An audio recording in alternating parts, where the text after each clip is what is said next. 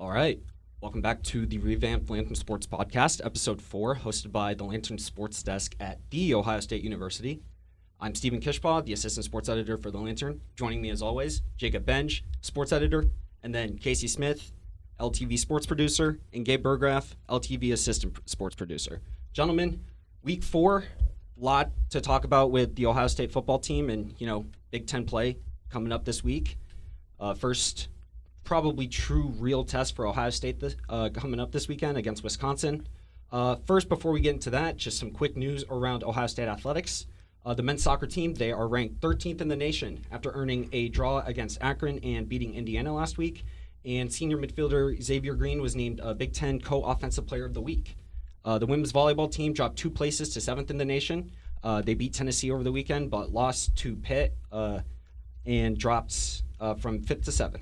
And the field hockey team, they lost their 2-game weekend series, first against number 3 ranked Maryland 4-2, and number 17 Wake Forest then 1-0. So, guys, we saw a quite special performance on Saturday.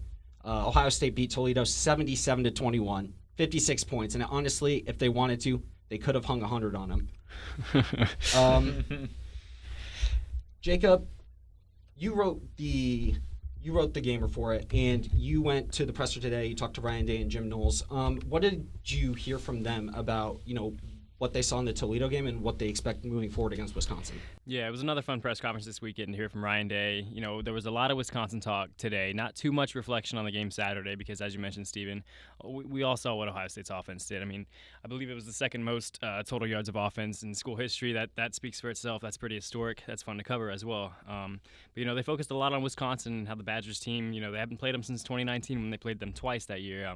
Once in the regular season at Ohio Stadium, like they'll do again on Saturday, and then again in the Big Ten championship game. But, they talked about how Wisconsin would want to come out and establish the run. They'll play tough there in the trenches, kind of that Wisconsin style of play there. And Ryan Day said that, Wisconsin is kind of the epitome of Big Ten football. It's going to be another interesting matchup because Ohio State's offensive line is a little bit different than last year, but still, like players like Paris Johnson Jr., Luke Whippler, they have another year of experience under their belt. They'll go up against some tough Wisconsin defensive linemen.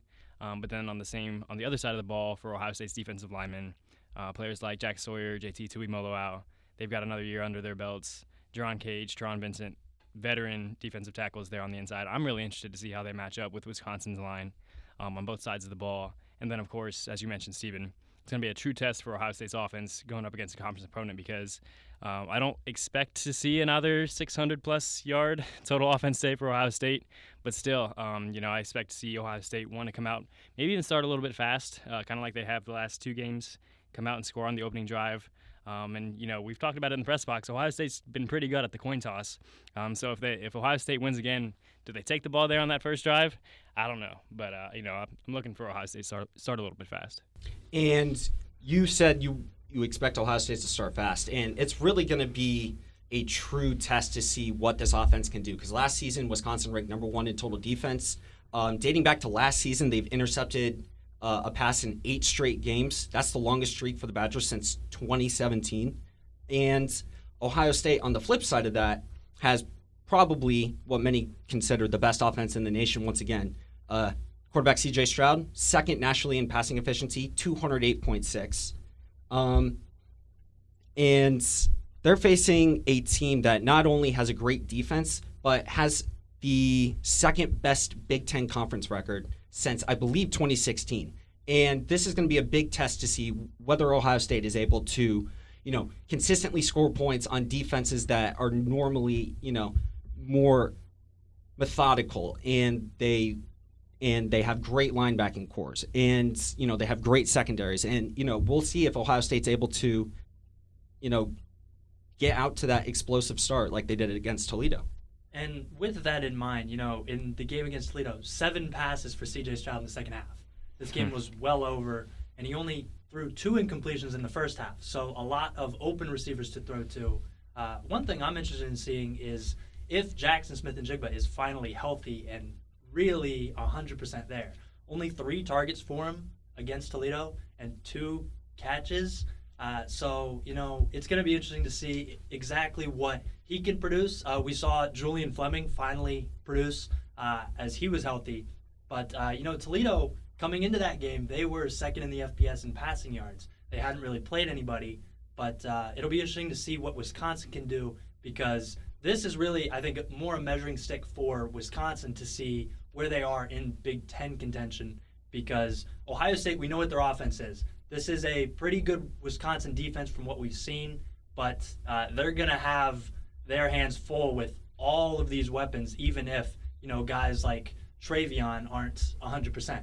So it'll be interesting to see if they can kind of slow this game down. That's kind of been the same thing all year, is can you slow down the game and get Ohio State within striking distance at the end to take them down? And I think the line is 18. What was the line against Notre Dame? 17.5. So very similar, Vegas is thinking very similar things. So this may be a close game, but there's no guarantee, especially considering what we saw from this offense last week. Yeah, for sure. Just a note on Travion Henderson. Ryan Day said today that he expects Travion Henderson to play, but, we also expected Jackson Smith and Jigba and Julian Fleming to play a couple games ago, and obviously they were sidelined with injuries. So if he trots out there when the starting lineup goes, then he's good to go. But if not, then he's not, and that's kind of the nature of the beast with Ohio State. They like to kind of keep things under wraps, and it's we'll trust the doctors. That's pretty much the go-to. But, even if he's not 100%, I don't think that matters. I think Mayan Williams and Dallin Hayden, they're able to carry the load. Dallin Hayden really exploded last week. He really put his name on the map. And, T.C. Caffey, how great was that for T.C. Caffey? Tremendous. Losing his black stripe, and then he just rumbles on that just that long touchdown run. I believe it was like 51 yards for the score. 49, yeah. 49. Pretty close. So probably broke as many tackles on the way there. yeah, no doubt. Because it was just a scrum right there in the middle, almost like rugby. Like I figured I was watching the Ohio State rugby team as opposed to the football team, and then he breaks away, and it's just stop on a dime, jump cut, stop on a dime, jump cut. But I expect all three of those running backs, if Travion Henderson's not able to go, I expect the majority of carries to go to Mayan Williams and Dallin Hayden. Maybe you see T.C. Caffey. I doubt it. That's just thinking optimistically, though, for his sake. But Wisconsin, you can't not sleep at all on Braylon Allen. He is, he's one of the best backs, if not the best back in the Big Ten. I think it's sort of a two-way horse with him and Blake Corum up at Michigan. Chase Brown's no slouch either at Illinois. So I'd say Braylon Allen, he's sort of your X factor. And Jim Knowles kind of talked about, what's coming from Wisconsin. They're going to go ground and pound because Graham Mertz, he has contributed to one of, I think, his second worst expected points added per play through the air. So he's no threat to throw and really torch this Ohio State secondary like they've been torched in the past couple weeks against Arkansas State and Toledo. So you have to stack the box. And there was a question about whether Ohio State switches their defense to a 4-3 instead of that 4-2-5. And I think it'd be an interesting concept. Jim Knowles said he might be scared to switch away from the 4-2-5 and just play it conservative with the 4-3. But I think as he's starting to age, the mantra has been the mad scientist. So to be a mad scientist, you got to be a little crazy. So maybe that crazy is sticking with the 4-2-5 and just working them in this week and plugging the gaps and stopping Braylon Allen. Like you were talking about with the defense, it's important to note that against Toledo, they were without three of their best defenders. Michael Hall Jr., he sat out. Ryan Day was kind of mysterious about what exactly kept him off the field Saturday night. But you also had Tanner McAllister and Josh Proctor. They both sat out as well. And, even though that Ohio State, their defensive back room is probably deeper than it was last year, you're still missing key contributors on that defense in the form of Proctor and McAllister and Hall. And that probably has to change defensive schemes in the way you set up for running backs like Braylon Allen and offenses that will try to attack those linebackers, because they know if they attack those linebackers, then they're not playing against the starting safeties or the starting defensive backs. They're more playing against, the backups. And if they're able to, they can make Ohio State pay for that, especially if McAllister and Proctor and Hall aren't actually healthy. Lathan Ransom's your X factor here. Being able to come up and play at the line of scrimmage, almost having that bullet type, being able to play at the line of scrimmage. He's able to tackle in the in the open field. He's able to cover. Wisconsin, they've always used their tight ends, so I think if he's willing to cover that tight end in the passing game, he's sort of that X factor there, coming up at the line of scrimmage, plugging holes. He's no Bryson Shaw. Like, he can actually plug the gap, and he's able to read, as Jim Knowles says, he can see the forest through the trees. I think we've turned that into a game the number of times Jim Knowles says the forest through the trees. So I think he's your X factor this week, and everyone's been raving about him ever since preseason camp. So I think he's going to be the player to watch, and he could be the difference maker in sticking with the 4-2-5 scheme and being successful. Speak about X factors. I mean, Ohio State's offense has so many weapons, it's hard to just pinpoint one X factor. But how about Cade Stover last week against Toledo? He grabs, just take a look at his numbers. He grabs 3 receptions for 83 yards. I compared that with Jeremy Ruckert and his game logs there for Ruckert. Ruckert never got up to 83 yards in a single game at Ohio State. That kind of interested me a little bit. Was curious if Stover would punch it into the end zone, as you were mentioning, Casey Day. Talked about getting Stover a look there in the end zone. Stroud even touched on it as well. But, Cade Stover is someone who's big, he's physical, and obviously, like Ryan Day has said, he can make a play when his number is called. Jacob, you want a nugget? We like nuggets. The last Ohio State tight end to have at least 83 yards through the air? Let me look in my record book. I wouldn't know off the top. It was Jeff Hireman against Purdue, 56-0 rout of Purdue in 2013. Gotcha. He had 5 catches, 116 yards, and a touchdown. So, for all our Nugget fans out there, that's your Nugget of the day from the Lantern Sports Podcast. Matching up historically against Ohio State, it's kind of hard to see whether or not Ohio State doesn't, try to control the game early because, historically looking at the matchup, even though Wisconsin has the second best Big Ten conference record since, and I looked it up, 2014, Ohio State, they've beaten them 8 straight times. Since 2011, Ohio State and Wisconsin have the most divisional titles, but like I said, the Buckeyes have won 8 consecutive games over the Badgers, including last 2 times they played in 2019, 34-21 win in the Big Ten championship game, and a 38-7 rout in Ohio Stadium.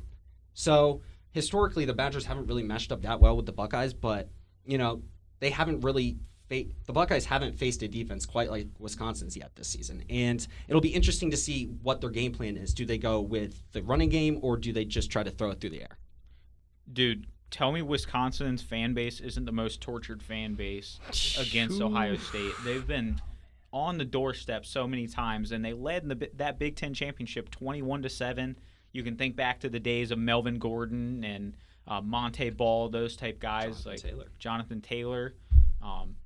I was thinking earlier in the 2010s, but I mean, just those guys, they would run all over Ohio State, and Wisconsin, they'd be so close to beating Ohio State, and then, like you mentioned, 8 straight wins.